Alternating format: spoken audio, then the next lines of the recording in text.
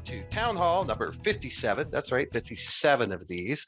It is Wednesday, May 5th, 2021, Cinco de Mayo. You see that Chuck's already enjoying to celebrate Cinco de Mayo. I am. He's already, which is really right. I appreciate that from him. That's already tequila ready, right baby. There. Oh, you've got your tequila. Good. I'm just kidding. Just water. And he's got a whip it. Hey. Everybody's got to whip it, so that's good. I've got several animals there outside of here right now. All right, well, let's move on to the next slide. So welcome, everyone. And I am one of your hosts. I'm John Best. I'm CEO, co-founder of Best Innovation Group.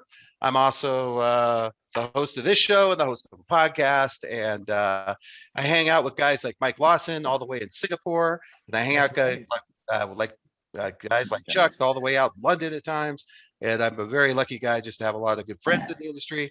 So thankful to have you. And if you have any ideas about Big, we'll talk about that. Mike is the creator, the host of. I actually can say I was there when he came up with the idea, which was pretty cool, and have been a guest many times. And I'm thankful for our relationship with him and my personal friendship with him. So, hey, Mike, good to see you. Good to see you as well, sir. Thank you. Let's go on to the next one here. Our sponsors. Let's talk about our sponsors. So CUNA, my goodness, I feel like I've got CUNA on the brain, Mike. I've got CUNA. I've got the CUNA Lending Council. I'll be talking about crypto assets and what it might look like for Canadians to accept those as assets. I find that very interesting.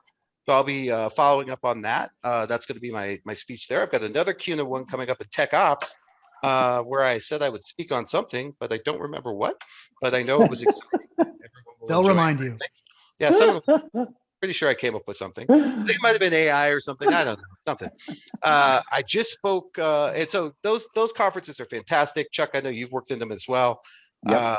And CUNA just continues to provide good help. And if you're looking for a community to help learn, there is none better than CUNA. They're good people, good counsels. I gave them my rider the other day. I told them for the speaking gig that I wanted a bag of M&Ms with the leftmost M removed from every M, and also no W. No W. They asked me how the W thing would work, as it depends on how I pick up the M&Ms. So, done. But they will, I think, go for it. So, correlation. Do you like cores and do you like lations? Well, guess what? I've got something. Correlation. Keystone is the only dedicated Canadian core solution that offers next generation technology backed by years. I'm talking years. If you've seen Jeff Dent, you know the years have been hard to him. Industry experience and unparalleled client focus. And I just spoke at their event. That was a blast. That was truly very cool. I really enjoyed it, and I was thankful to be offered that time. I talked about sort of 5 things you can do to accelerate your technology adoption now that we're kind of on the other side of transformation, which is what we're going to talk about today with my man Chuck. CU Broadcast, we just talked about that link. Hey, Mike, what's the coolest thing you're about to do on CU Broadcast? What's the next thing coming out? I'm going to post your virtual John Best video here. It's going to be posting on Friday. So I'm excited about that. I'm excited about that. That was a freaking day. I had no idea all that stuff was in the brownies, but it turned out to be a good interview. So I'm very excited. Hilarious. Oh my gosh. It's a And then Big FinTech. You can check that out at CU Broadcast.com. Big FinTech. Come check us out. You want some voice?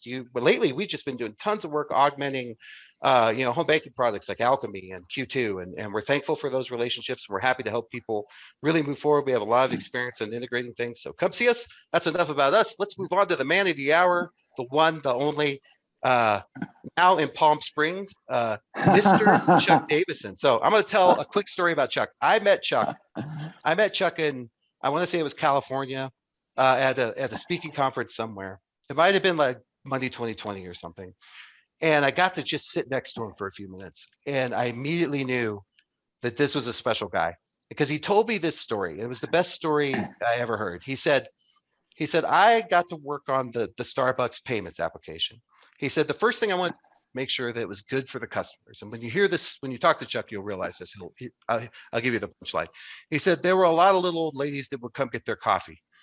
And I would stalk them all the way back to their house, track them down. But he honestly did. He tracked down customers. He watched these baristas. Reminded me of, I had a great boss who, Bucky Sebastian, who was a fantastic CEO, and he insisted on every member of senior management working in the front line at some point, and not just one day, not a token day. You had to be there for a week and you had to do their job. And we talked about that. We bonded over that, Chuck, because you said, hey, I needed to learn what these guys were doing. I don't want to get in their way. I want to do this right. And what he left me with was this sense of how important it was that humanity over technology, that, culture over technology, and more importantly, that nobody's going to do anything that makes them feel stupid. If I remember one thing from Chuck, that is the thing I remembered. He said, John, nobody's going to do anything. And this was at a time, if you guys remember, there was a lot of communication around QR codes, if they ever work. And Chuck had already crossed that bridge. And my standard response to that was, if the TSA could make it work, then I don't know, the zoo, anybody could make it work, right? So it was amazing what he's done. Now he works hard free, and he has done amazing things there. And I've just been fortunate enough to keep him. What I wanted today for us to hear from him, and he loves the conversation. There's never been anybody more interactive than Chuck, except for maybe me and possibly Mike Lawson, is to talk about kind of the retailer's perspective. He has a unique view on that. And so I want to give everybody to give Chuck a big round, and we're going to bring him on and talk about a few things here. And I'm very interested. We have a couple topics that I want to bring together. But before we do, Chuck, I never do your work at Card Free justice. So maybe you could kind of tell me what's going on at Card Free and give everybody background, because it's an amazing organization. It's doing very cool things. And yeah, thanks, John. Thank you. It's great to be with you guys. First of all, that picture in my bio is at least 10 years old. So do not adjust your sets. That's all I'm saying. I'm like, holy Toledo. I had no gray hair then. Probably no hair. Anyway, so Card Free is, we are, much like, other folks, we offer a platform that does order ahead and pay at table and contactless, et cetera, so forth. We've been very successful to date. We've done over 1.4 billion transactions since 2012, when we up and started at 20,000 locations. What's interesting is that we've enabled merchants, which would be the credit unions customers, like merchants. We've enabled them to sort of unlock their menu, right? That's actually kind of cool. And that has yielded a 30% increase in ticket. And really all that means to the layperson is, when you buy your taco, online, you generally add things that you would not normally add, right? Hence your it's because they're there, right? Because they're in the menu, right? Because it's very easy to expose in the UI versus in a physical menu. So, right. That type of thing. So that's actually very cool. And the merchants love that. And like, hey, yay, our ticket goes up. And by the way, do you sell tacos? I mean, are you part of a taco company? We have. Don't you have a big client that's a taco client? You're making me hungry. Yeah, I know. Well, could you tell everybody who that client is? I don't want to give it away. We did. No. On our website, we have Taco Bell is the client, as well as Sonic and Dunkin' Donuts and Rallies. They're our partners, our strategic partners. They're also my partners, Chuck, in life. That's all I'm saying. Yeah, it's actually really kind of cool when you think about each one of those experiences from a workflow standpoint, because they're all different, right? How you get your coffee is very different than how you get your taco. It's very different than if you want a burger. Blah, blah, blah. And the physical footprint of the different QSRs is very different as well, right? Whether it's a drive-through or whether they make you go in and order at the cash register or POS, as we like to say, et cetera, so forth. So there's a lot going on, right? We've noticed, much like you guys are probably interested, and it's like, hey, what's happened with this whole COVID thing, right? Right. Yeah, I'm interested. That's the angle I wanted. Like you and I, just so you know, Chuck and I always 14 months, we're like, oh my God. Yeah. It was interesting because my assumption was that it was like a windfall for you. Like everybody in the world was going to go, well, we got to deliver now, right? Here's a guy who provides online ordering to companies. Right. But that wasn't necessarily true. I think this is this is a great point for that everyone will be interested in, right? That like you and I are like, whatever, but it's cool because it resonates with CU type of audience, if you will. And what has happened was, it's very easy to have the conversation about how do you bring money in the door, right? Meaning order ahead, pay at table, text to pay, you know, all this Repeat good stuff. orders. Yeah, exactly. Everybody wants to talk about that because they're trying to figure out, especially in the past year, how do we balance our P&L? Like the P part is gone. Right. So how do we keep people employed? How do we keep the lights on? That type of thing. So that was easy to do. But then at the same time, as I was telling John, you know, we had to be sure that we were listening, and that we didn't pitch something new, right? CapEx, right? Oh no, now you need to go to a committee X for Y, you know, because now we need scanners or printers or whatever. So Right. basically, it's not cool for these guys meaning our customers, you know, who are your customers, you know, who are, you know, they're pretty much compressed, if you will. They're stressed. So you don't want a solution that's going to be like net new. So of course we would pitch them the stuff that already integrated with their current setup or with what their customers are carrying, their phones, their smartphones, et cetera, so forth. And so far that's been great. Like we've seen a tremendous amount of traction with the free services, if you will, the, you know, text to pay or order at table, or order, you know, pay to order, that type of thing. And what that really means is, you know, your customer can use their phone and say, hey, you know, I want a pizza and I want to pay. And then we would help, you know, facilitate. You would send them a link and they would put their information in. It's all secure, all that good stuff, and off to the races. And they don't have to come in. They don't have to talk to your customer. They don't have to talk to anybody. There's a sensitivity, I guess, in the past year about, you know, this contact, you know, whether it's cash only or not cash, or, you know, don't talk to me. I mean, but yeah, like when they deliver a pizza, I love, they put it on this little box and then they run off like burglars, like people that like rang your doorbell and, you know, and they ran off like, aha, you know, I got you. And then they hang out way back in the car and like, hey, is everything okay? And you're like, yeah, that's good. I know, yeah. But I mean, it's very much a culture changing thing, which is what you and I talked about, you know, from that time. So COVID didn't hurt you, obviously. It proved it, but also probably, I have a question for you. This is what we saw in the credit space was suddenly we had a whole batch of new adopters. You and I talked about this a little bit. It's like, so, you know, a credit union might have someone who, you know, I think we suspected that I think there was sort of this myth that anybody that could use digital would be using digital and the rest just weren't. They couldn't. They were Luddites or whatever we decided we were going to call them, which is a horrible thing. But I think what we discovered was that wasn't true. I think we discovered that there were basically three. There was people who could use digital. There was people who, and did, there were people that could use digital but chose not to because of a convenience factor.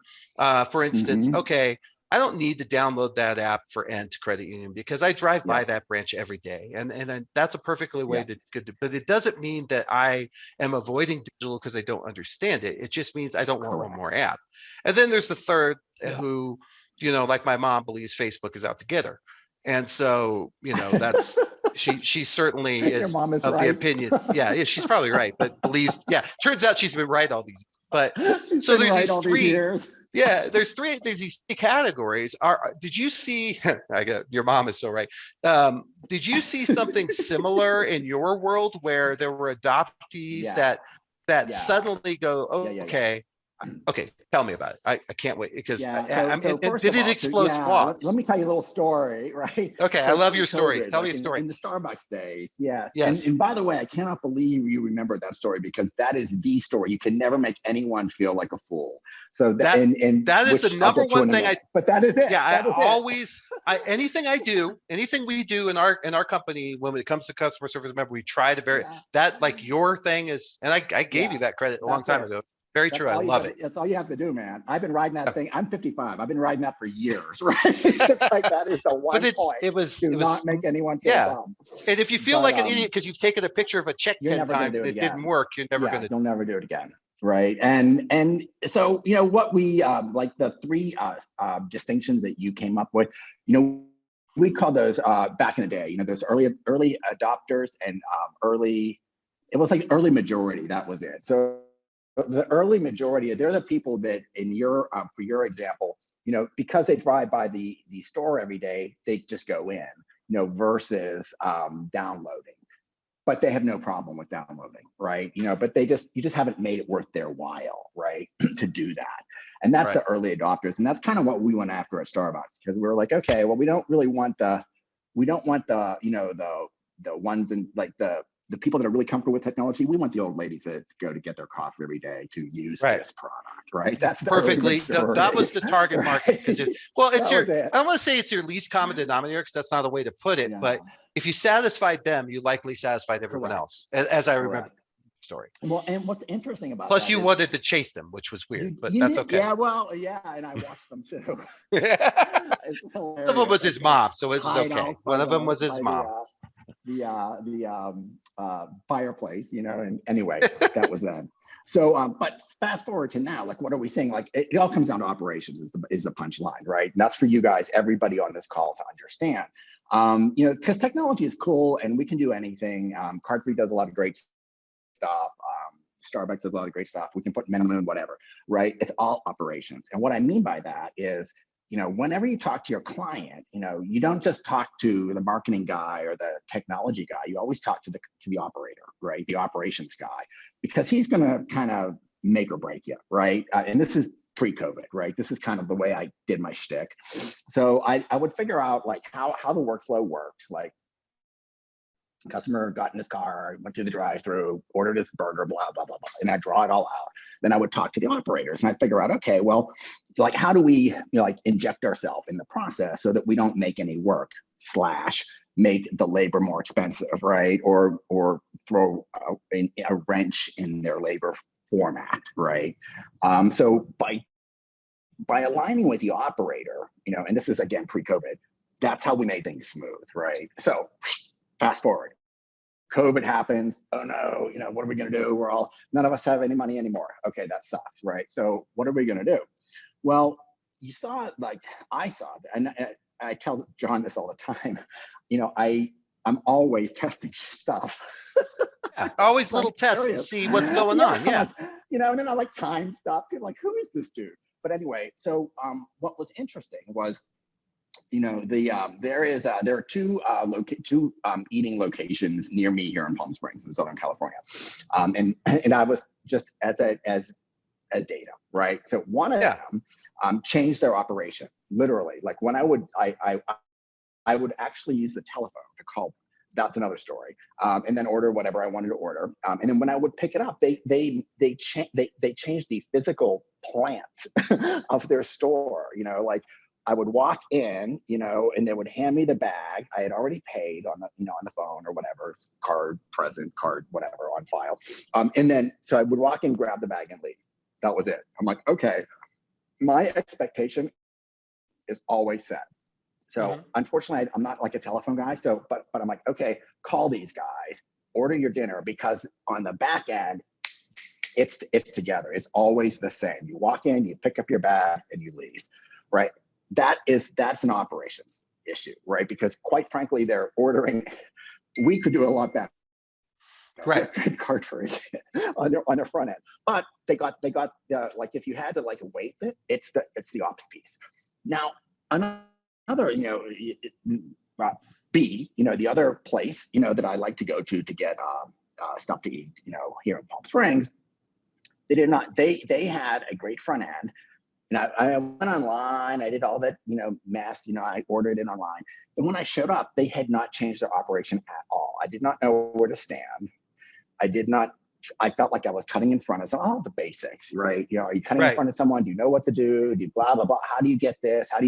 Who do you talk to? It was the opposite of walking in line, grabbing my bag and walking away. And quite frankly, I have been back there 0 times and I love their stuff, man. They make amazing desserts.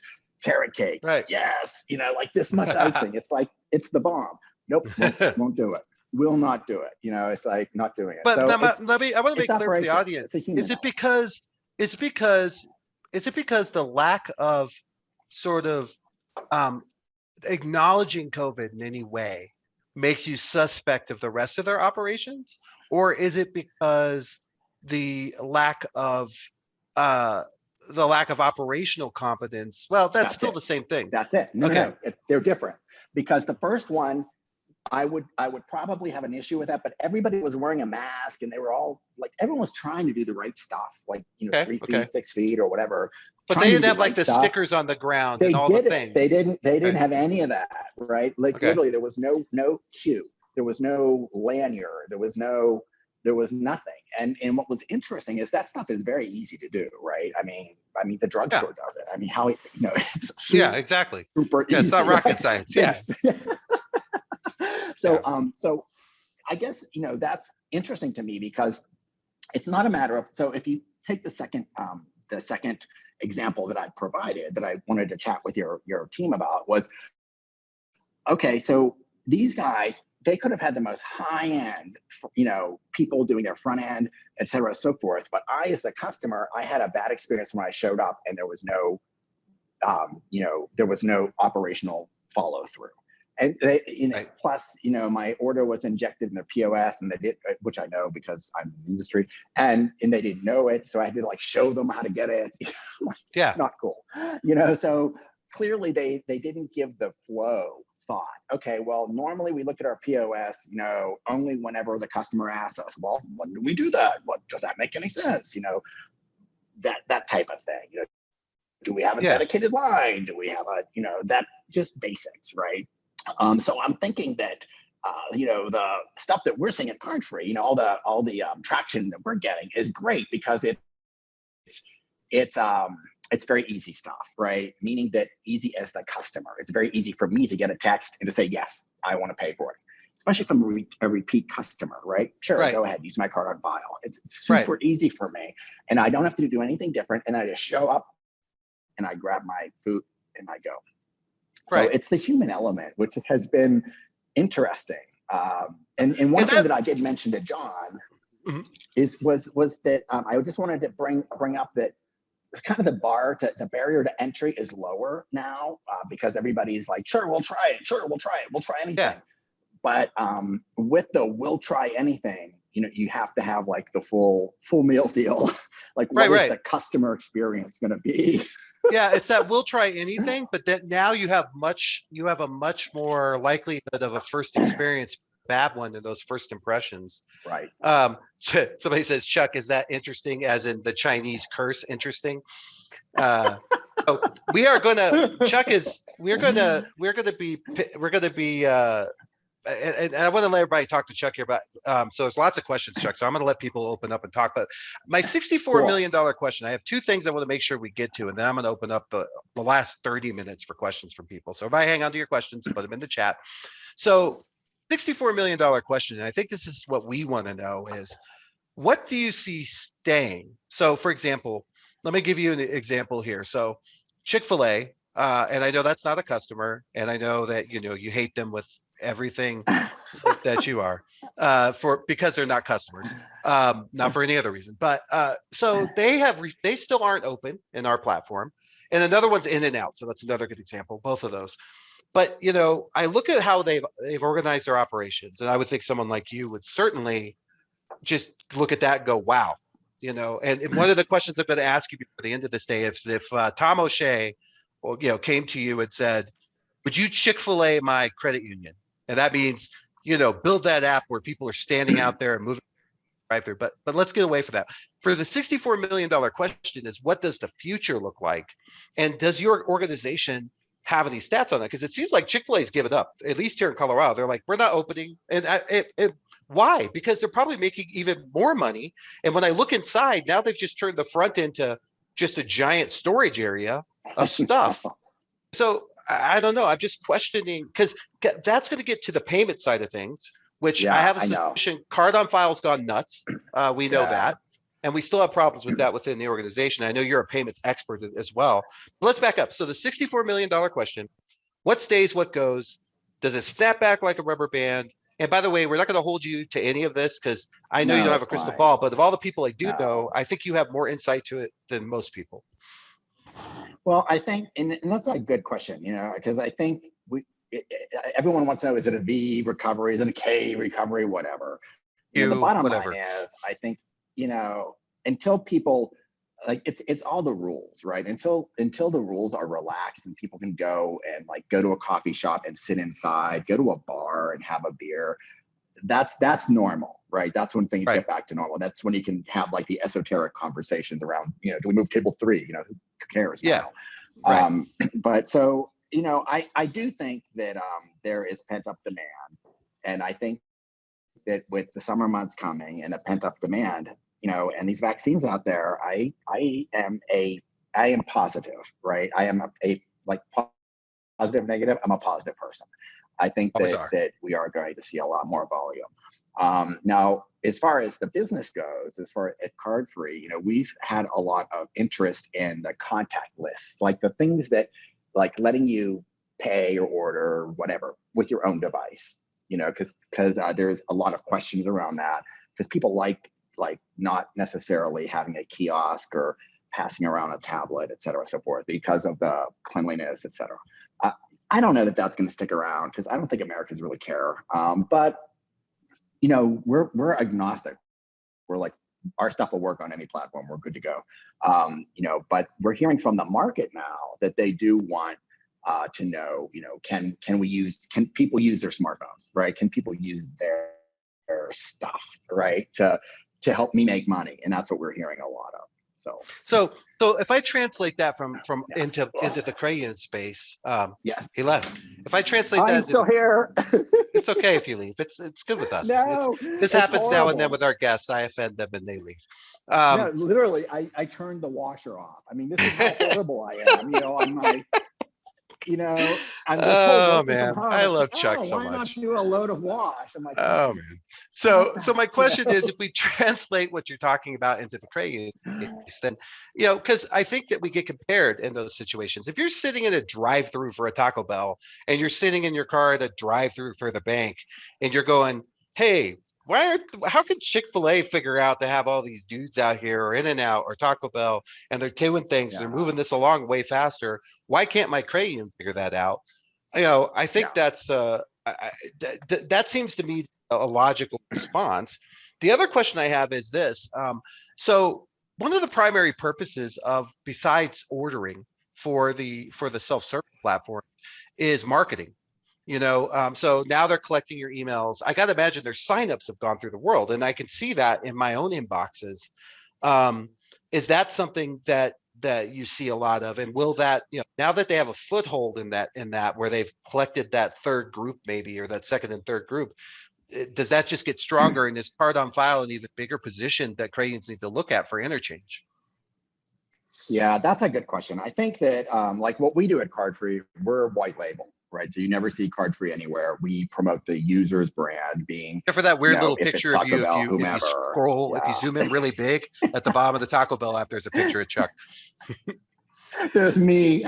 Yeah, just Chuck going. But it's literally, we are all about that, right? So in that a lot of that came from our past, you know, like a little bit of our background. You know, a lot of us, you know, I managed the Starbucks app way back when, and we did payment, and we were first to market, et cetera, so forth, blah, blah, blah, old story. But what's interesting is, you know, John Squire and I worked on that. Diane Hong and I worked on that. And they are the CMO, the CTO, CFO, everyone at Card Free, we all know each other really well. And what's really interesting about that is, you know, we have always felt, you know, we want to be in the background. We want the, you know, the brand, you know, to take the bow, if you will. We don't really care about, you know, who we are. We're just the platform. You're invisible as it relates to that. We really and that's are, absolutely true. You know? Yeah. And so, you know, if the, you know, so the customer wants to, you know, collect information, good for them. We'll give it to them, right? We give them all the data.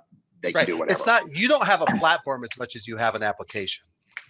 Well, no, we've got a platform, and you know, they're all, you can implement it on different pieces of hardware. Like you can. So they definitely are collecting. Yeah. So they're using your application to collect all that, but it's not you doing that. Obviously, your point you're making is you're not PayPal, and I get that. Yeah, and because that's not our model, right? And not your model. Yay, I love that. You know, if you want to follow me, go for it. But that's not our model. Like we're not into that at all.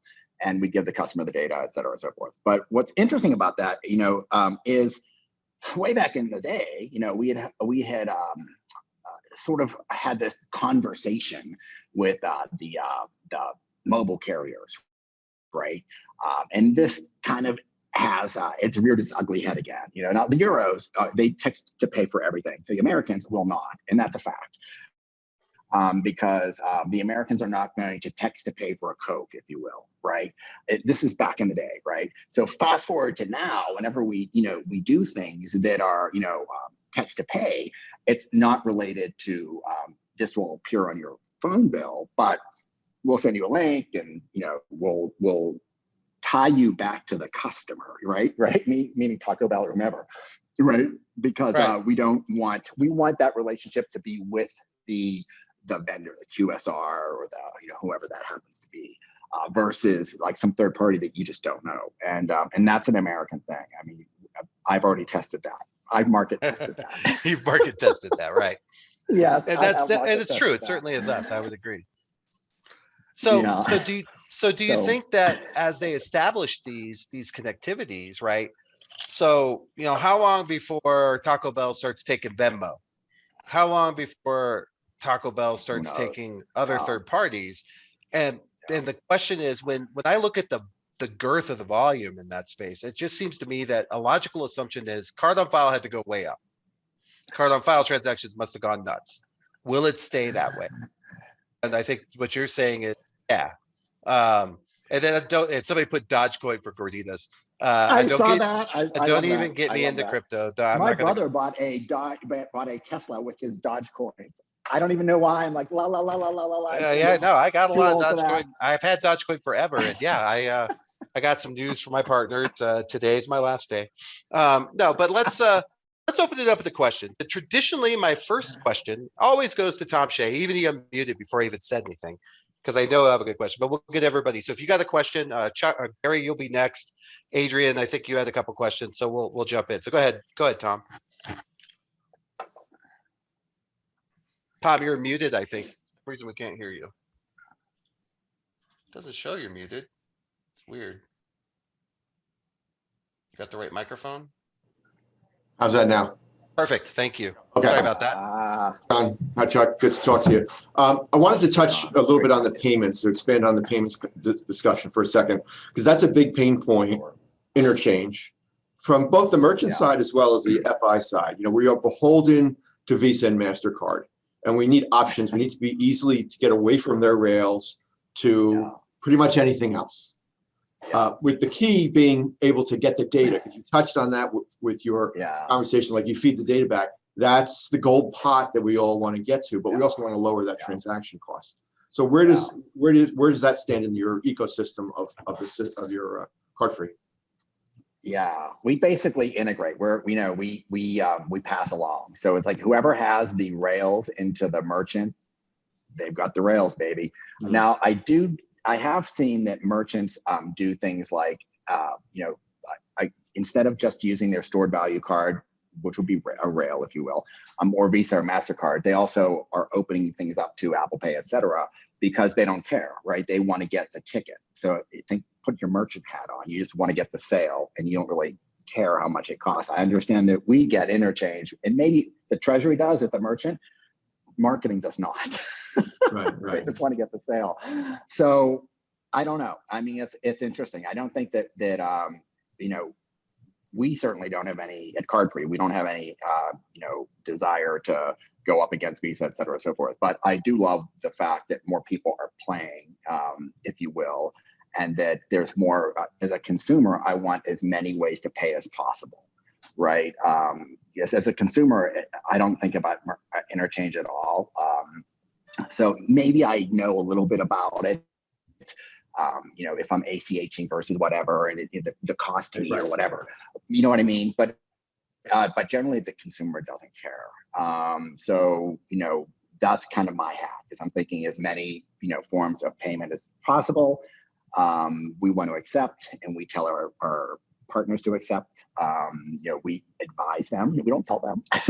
We advise them to accept. But that's it. I don't have a good solid interchange answer for you. A long time ago, Chuck, you and I had an idea, and I'll throw Tom as well. So Chuck, my idea was Tom has a bunch of people that he knows for a fact aren't using the app. He could tell the difference between somebody who pulls up and throws the card in versus somebody who pulls up and pays the app, right? Right. Taco Bell's desire would be everybody use the app, right? Correct. So it seems like I still believe there's some win there that I don't know how to put that deal together, but it just seems Yeah. like No, Tom. I know. It's like the ingredients are there. It's Yeah. like you see a lot of merchants trying to incentivize the consumer to use their technology of choice because they can either track your use behavior or their ticket is Right. greater, right? For some reason, it's in their interest for you to use their technology of choice, be it, our app or whoever's app. Right. So I do think that's interesting. I know that you can do that via, loyalty, et cetera. We did that at Starbucks. You get more stars if you use your phone, blah, blah, blah, Right. that mess.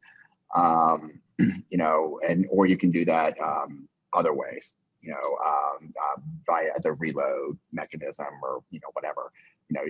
Reload $5, get $7, get $10, whatever. We tried all that, which was cool. And we did like the, we played a lot with consumer behavior, but we didn't answer the big question, right? We played a lot with consumer behavior. And what was interesting was we started with payment, which arguably is the difficult one. But we also started with stored value, right? Which is the easy one, as you all know, right? It's not the 4-party model. There's no credit worthiness. Like, who cares? It's a stored value. It's 16 digits, baby. Let's roll. Right. Right. Yeah, So that's we all we started needed with to make that. this work. Yes. Right. And then we added, when we added the stars, if you will, the loyalty, then the majority of folks felt it was worth their while to not drive by the stores, per John's discussion point, but to actually go in or to use it or to try it. And then off to the races, order ahead, et cetera, so forth. But, Tom, I feel like the answer is to come up with some sort of win-win. Go ahead, Tom. I am right. Yeah. The other thing I was going to comment on is you touched on why I don't go to Starbucks. Not only because I'm not a big fan, I'm a DD drinker. I'm not really a Starbucks drinker, but I love DD. I feel stupid when I go in because I don't understand the lingo. A grande and all, I know. Come on, small meat. I go large cream. I say Small, 2 medium, words large. and I get a coffee. I know. Also, the donuts are way But better. you got to hand it to those guys. You got to hand it to those guys. They have all of us in the world, saying grande, venti, which is all made up. Whip, It's all double pretend stirred. I'll probably not say that. I found out, did you know I found out that there's a difference between anti-clockwise and counterclockwise? I did not know that. Yeah, that's one of Jennifer Lopez's writers, is that all coffee must be stirred anti-clockwise. I assume that means you have to take it to like New Zealand or Australia and stir it there. I think it's the way it works. I would for J-Lo. I don't know. I would go to New Zealand. Yeah, I'm just saying, look it up. Absolutely. So Gary has a good question. Let's see where Gary is. Usually he's on his deck, but he may be at work. Oh, there he is. No, I'm at work. Yeah, he's at the beautiful boardroom. It is great. And so, Gary, this is a great question and something that I worry about long term. So go ahead, Gary, ask your question. And I've been, Chuck, it's good to see you again. It's great to see you, Gary. Yeah. So my question is in reference to the restaurant experience during COVID. And I've been wondering this for a long time, and I don't know if you have any numbers, but you order things online, right? You go in. It seems like any person can go in and pick up any bag. There's no verification of the person's picking up the right order, correct? They just stick them on a shelf, Correct. and you're expected like Chipotle. Right, exactly. You can just grab whatever and leave. Have you heard any numbers on people either theft? Going in and stealing orders, and so their order's not there? They get pissed off because they're waiting. You know what I mean? You know what's funny though is that is a great question, Gary. But it's almost we don't. But for I don't have data for you, but I do have anecdotal story for you, and that is like the like for example, you could order your and I'm sorry to the DD drinker who was just on, but you could order your Starbucks pre-order, and they would put it in like Chuck Davidson's Starbucks, and they'd put it on the takeaway plane or whatever it's called, right? And they would load a bunch, and you would walk in and you would self-select your order and leave, because I don't want somebody else's, even if it's more pricey than mine. I want my Doppio. Right.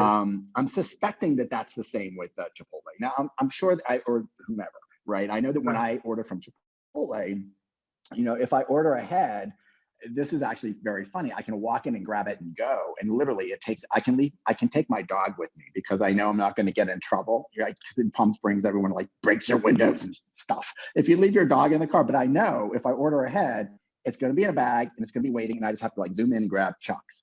So I don't have any data for you, but I do have an anecdotal story that I believe people want their own stuff right now. Okay. I could go in there and take it. Well, I was about to Absolutely. say, I could Chuck, take every bag what I if find wanted to. is people who think up these kinds of questions are often guilty.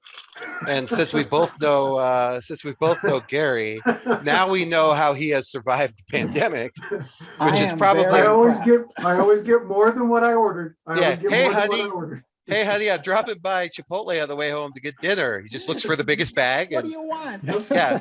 Oh, those That's not what I Chipotle guys, wanted. they mess up everything. Nothing's ever even close to right. Well, let's jump over. So does anyone else have a question? So this is, if you have a question, pop in there. And if not, I'm going to jump over to Mike Lawson, who I know has always a lot of questions. But actually, why don't we go to Mike while we wait on everybody else to ask a question there? No, Go ahead. I'm enjoying the retail aspect of it and to get to Gary's point. I always thought they put like the orders behind the counter so people just can't whisk in and grab. No. Oh, like not Panera or Chipotle. Am I ignorant? Literally, like, for sure. It's just on a rack. But this is a great question. I mean, think about it, like, because you don't want to assign any labor hours to any of that. Right. And if I have to go up and get a barista's attention and whomever's attention, say, hey, I'd like my order, that's labor hour. Right. Even if it's 25 minutes or whatever, they have a formula, right? That and I had to do that. Like when I did mobile payment, like I couldn't make it more hours than like you going in and ordering your coffee. We would actually have the labor engineer's time. Oh, this is how much time, Chuck spends at the POS when blah, blah, blah, blah, blah, when John orders his. And then I did the same thing with mobile, and we didn't. So anyway, that's kind of why they try to keep it away from people. Gotcha. And I do believe that it's a self-select thing too. There's probably some breakage there. I just don't know what it is. Well, but I think, we got spoiled. We did Uber Eats and DoorDash, all that type of stuff. So we rarely went to a place and picked up our stuff during the last 12 months. So we were spoiled in that perspective. And Amazon showing up at our door every day. It's Christmas. I know. Well, and it's hilarious too. I mean, we have that same thing here, and they come and I wave to them, and that's about it because it's contactless, Exactly. What's your take on contactless? So is that, I mean, I don't know if I'm going out in left field here with this. No. I think, you mean contactless payment or contactless just in general? I think that in general, it's like, it's, I hate to call it a marketing term because as a marketer, I love marketing terms, but I think it'll be interesting, like a year from this pandemic, like a year in, let's readdress that. Because right now everyone's like really, like if you remember when last March, everybody was cleaning their groceries and all this mess. Yeah. Because we were too. We were like, oh, I don't want. And then some new news comes out, and then some new data, blah blah blah. But it's kind of weird. Like right now, what we're hearing, what we get the most traction on are when we say, oh, well, we offer contactless payment, text to pay. I'm like, ding, okay, second meeting, right? But I don't know in 2 years from now, because let's face it, I mean, if you're contactless, you're not experiencing, all the other things that I'm paying for, which is my restaurant, my training, my staff, the, joie de vivre, all the goodness of blah, blah, blah. I mean, that's a big deal, right? For retailers. And you're usurping all of that the minute you go to a phone, right now, everybody wants their own phone. I get it. Right. So right now, I've been using this but religiously, and it's been a godsend for me. So I haven't had to touch anything. I love that. So we have a question from Adrian. Adrian, do you want to ask your question directly, or you want me to read it?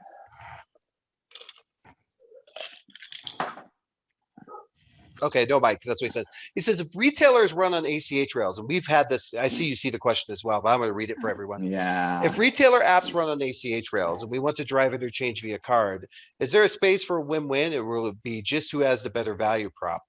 So let me just make sure I understand that. So let me lay it out. So if I were to connect my ACH So basically in the Amazon world is a good example of this, where they'll say, do you want to do it as a bank transaction? So they tried to get that ACH jargon out of there, and you and I've seen that.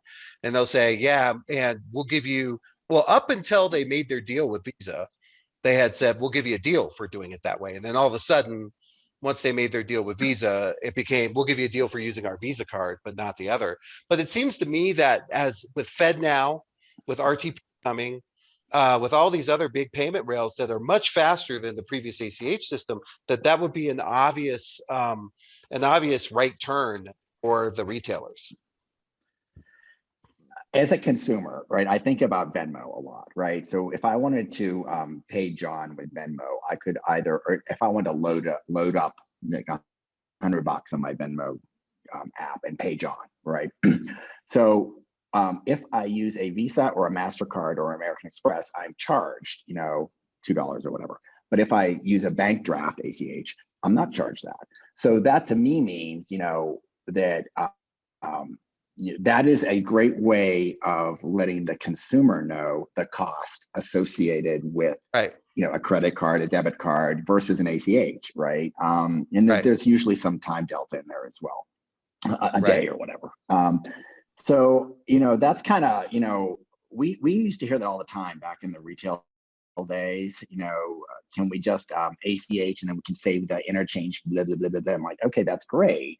But, you know, a customer wants their, you know, if a customer's debit card, you know, has $2 on it and you have an ACH to refill it, you know, when it goes to zero and they order a $4 beverage, if you will, they're not going to It doesn't happen wait, right away. you know, 24 or 48 hours, you know, Right, they want it right. immediately. So that was a no-go, like in my old world. Now, if time is not of the essence, like if, for example, I, you know, or I set the reload to $20 or whatever, then yeah, I could see that. You know, we have also tried, and I don't know if this is answering your question, but we've also tried paying the consumer to ACH versus Visa, MasterCard, et cetera, the, you know, interchange guys. So, and what we've done is we said, okay, if you reload, for example, which is an activity that a consumer would do, you know, we're going to give you money. So if you reload $20, we'll give you 25, right? Blah, blah, blah, that type of thing. So, you know, we've done a lot of testing back and forth on that. You know, it's hard to say. I just don't care because it's food. Well, you know, my ticket was so low, guys. I was primarily concerned with like less than $20, right? It was my concern. I was, you know, so it just didn't, you know, even when I worked at Visa, I know it was bigger numbers, you know, and that was a different gig. That was more consulting, but it, you know, it was just a different world in the retail space because you were so concerned with the consumer and you never wanted to give the consumer a reason to punt. That's basically it. You wanted that cash. So yeah. So quick. Okay. So there's another great question from Lawson. And then I want to ask you the final question. This is we're going to go into the lightning round. So you might want to, nope, you got to switch to the coffee.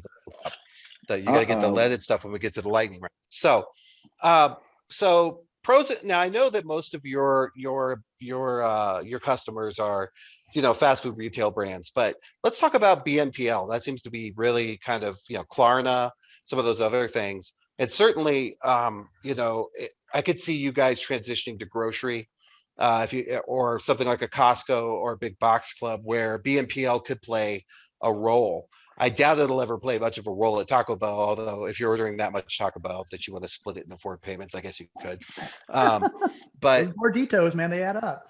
They do add up, but I think I hadn't thought to ask you that question, and I think that's a good question. I'm sure you've seen a lot of it. How does your organization view that? It's just another feature. Split payment. Yeah, split payment is just another feature. I think that you know what's interesting, guys, is, you know, when you think about all these payment features, et cetera, so forth, always think about what does the real retailer have, like what equipment is on hand. And when I think about, you know, grocery stores versus fast food stores versus whatever the euphemism is for filling stations, I can't remember right now, you know, gas stations, if you will, and theme parks and hotels, they're all different. They're all different. So, but the one thing that they have in common is a POS, right? A cash register.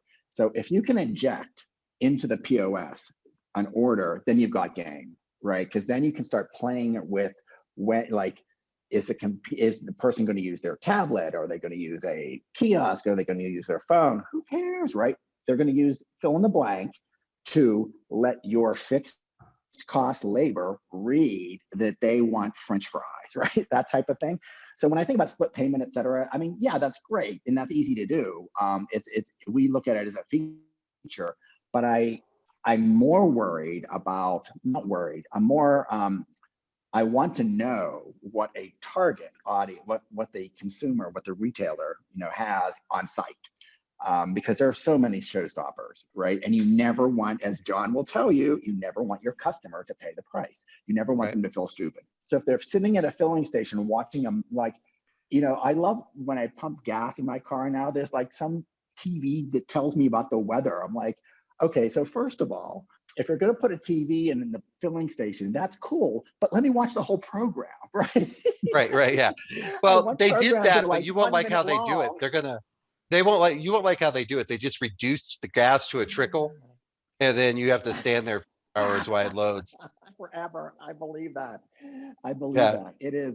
So my point is, the split payment, et cetera, those are features. We can comment all of that. But what's more important, what's the most important is, what is the infrastructure, the hardware on site? Do they have scanners? Do they have, what's their POS? Who is their POS? Can you inject? Can you talk to the API? Blah, blah, blah, blah, blah. All that. That kind of stuff is really cool, because then you can play, because it's really easy to, make things beautiful, on the handset or whatever. One thing I've noticed during, we all thought that, the conversion to the chip card would be sort of the impetus for seeing a big POS, but that never really happened. But now, as a result of COVID, I feel like I feel like Home Depot changes I must be near a test store or something, because every day I feel like there's a new Ingenico box that I pay with. Same thing with I Lowe's. love their stuff. I'm taking videos of Very impressive. Their new checkout system, their new checkout system is very impressive. They continue to impress in that regard. Iterate. They continue to iterate. You remember the first one sucked, right? I'm like, what do I do? Please put this in the bag. I put it in the bag. Yes. Take it out of the bag. Yeah, put it in the bagging area. But I look at that. I look at that and I think to myself, if they can figure out how to get 2x4s through the self-checkout, when are we going to figure out how to get you your debit card via the new debit card through the self-checkout? And is that going to be, I like that. Do you want to pay extra for premium fuel pumping speed? That's genius. I know. That is genius. I actually like that, I do too. I probably would pay if you could make it go. Goes like black for ultra, fast. I also pay a little extra to turn off the screen, but that's just me. But yeah, coming back around to that idea. Yeah, I love that idea too. But is it that the POS system income, baby? Exactly. You always told me get in the caffeine business. That's what you told me. But you said, but the POS systems, it seems like they're more than willing to change them lately. It feels like it's not quite the lift that we thought it was before. Like Dunkin' Donuts is an example. They really and I've used your app in Dunkin' Donuts. They've really pushed a very different model. Is that just because of this, or is that because? I think that you can't think about coffee players, because they all have POS is a big deal for coffee. Okay, so coffee players is all about addicted people. Think about all the modifiers. Right. It's crazy, right? So it's a conversation. So I'll throw out I'm not addicted to the coffee, it's the donuts, but that's okay. I get it. Yeah. Oh, I love the donuts too. Oh, they're so good. But not unless you get there late, then they got nothing. But I think the POS is an interesting conversation. We think about that all the time, right? And we integrate with POS all the time, and that's very cool. If you think about the POS vendors, right, they're a lot like they're directionally like the guys that have the lines into the business, right? The Visas, the MasterCards, these guys. They're harder to displace if you're a POS vendor, but you can. So if you're a POS vendor, you want to be the best POS vendor possible, meaning you don't necessarily want to do our stuff. You want to do the POS, the inventory, all that good stuff, as good as possible. Like when we were doing retail, we did like online transaction processing, we outsourced, right? And then once a year, I told John, once a year I blow off that deck and I would have to explain why would I outsource, because we do not want to get in that business. We serve coffee, right? Right. Yeah. It's not anything you're interested in. But it's interesting. I get it. It's like you need to be best of breed, right? We're really good with customers. We're really good at workflow. POS vendors are really good with inventory. They're really good with POS, with KDS, kitchen display systems, et cetera, which it's scary that I know that shit, but stuff. But it's you can say that. Yeah, it's okay. Oops. We've I had know. other more interesting I guests. almost made it. I had Fiore on, so it is what it is. Yeah. So Chuck, I got a question for you. We'll close out with this last 5 minutes. Not really a lightning round, but here's my question. So let's say that I could convince you to come hang out with me for a week. You took a week off work. I convinced you to come to Colorado. And I convinced you that you and I were going to take that week and we were going to go hang out at, a credit union, Air Force Academy credit union or Ant credit union or Belco or any of the great credit unions that are here. And I said, look, I want to chuck this credit union. And what that means is I want you to I think my belief is you have sort of a magic about you that's very human and understanding. How do you think we go about that? Just to take the last 4 minutes and give me okay, you fly in, and then what would we do, Chuck? How would we do it? Yeah. Well, the first thing we would do, we probably want to get smart. So just say that we went to Air Force Credit Union, for example. We would find someone at Air Force Credit Union that told us, these are our top 10 products. These are our top 10 customer concerns. These are our top 10 customer loves, that type of thing.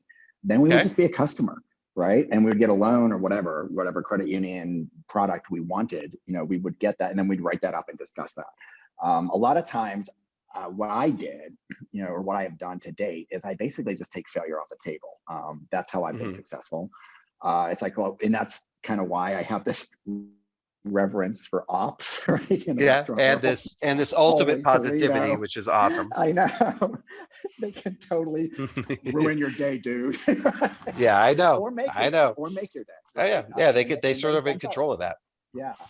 And for they're the money, right? And right. I get that. And do you, so I would want so we get the products and we be a customer. Where is who at the credit union, where is that pain point, if you will, or not pain point, or it could be whatever. So, and it could be the CFO, it could be whoever's assigning quotas, or it could be whatever's on the business side. Chuck wants a loan to buy a new car. And so this is the product that he's looking for. Go to town, right? And then find out what is the best of breed, right? And if best of breed could be like a USAA, for example, well, you can do everything on the phone and they offer X, Y, and Z. Well, why? What's the delta between and a credit union offering that, or blah blah blah, that type of thing. It's like a delta analysis. So I'd probably do that, right? I'd probably get really smart on that. Now, guys, as you can tell, I'm not a banker or a credit union guy. No, not at all. But I do get your point. I like your point of, hey, let me go find out what we think the most terrible experience we have is. Yeah. Then let me go sort of secret shop that. And then let me look at it from as many ways as I can, and I think that's something that's missing, because one of the things you just said, that's a very tough mindset, and we'll close with, when you mentioned the USAA, the air just goes out of the room, because in our mind, that, guys. well, no, it's not that. It's just in our mind, the USAA has so many more assets and resources than we do. And so that's when, but your point, I think, is well taken, that we don't have to look at that as, I think what the digital transformation has done, if nothing else, it's convinced us that the playing field can be leveled. Yeah. And I think, and I think your story about the mom and pop stores, and, I've seen stores for example, I'm watching some of these restaurants just pick up and take off, where instead of putting on the brakes in this moment, they put on the gas. A good example, it seems like they're opening Dutch Brothers. I don't know if you know who they are. Yes. Dutch Brothers, I'd never seen but one of those in my entire life. And now I feel like there's 50 of them everywhere I go. Yeah. Mushrooms. You know what's awesome about that? And I know we're running out of time, but I think that, the people that have seized this horrible moment we're all in to innovate, like the Canlis is a fine dining establishment in Seattle. They are so innovative. I mean, they took the fine dining and they're like, okay, this does not work, right? We're gonna have everybody watch movies in our parking lot. We're gonna do to-go meals. The most innovative stuff you've seen a fine dining establishment do, canless. I was just like, I cannot get enough about reading those articles. Granted, it doesn't scale, right? But there's people that are thinking, right? That doesn't scale. But what does scale is what does scale is the mentality, the growth mindset. Correct. Which is what I like about that. Well, listen, Chuck, I called you in to do this a little last minute. You're always wonderful. Will you come on again sometime soon? Absolutely. And Chuck, thank you so much. Not that anybody would need to hire you, but if you ever wanted to get a hold of Chuck, he's the world's nicest person. You can find him on LinkedIn. You can call me. You can send me information. He would. I know for a fact. Goes without saying, Chuck would talk to any of you that wanted to talk, and there is no better person to really listen to and understand. And Chuck, I thank you for your friendship, and I thank you for coming on and sharing all that, because I think a retailer's perspective, and especially this whole front line thing, your obsession with the front line. Yeah, we're not obsessed with our tellers like that. It's interesting to me. Yeah, and we may be a little more obsessed with our call center, but we're not obsessed. And that is where our number one, it's our most customer contact, is where most of our money goes. Yep. So I think obsession with that front line is vanilla, dude. It is like vanilla. It's grade school. Like that's where all your money is made.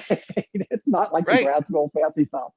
It's not hard. It's not hard. It's that's your point of contact with the member. Then that's where it's made, or you're either made or dead. You know, it's the the member point will of contact. tell you, man. The member will tell you. Yeah, I had some cool ideas from what you said on here. Well, listen, everyone. This has been Chuck. Wonderful guy, Chuck. I'll talk to you later. And thanks everyone for joining us on this town hall. And Chuck, we're going to give you a copy of this because we're going to have some of it in our podcast and some of it on our repeat. You're more than welcome to use it for card free. And as always, just a pleasure to thank you so much. And thanks for everyone, all the input and the extra effort there. Take care, everyone. Absolutely. Seeing you again, Bye, guys. Bye. Cheers.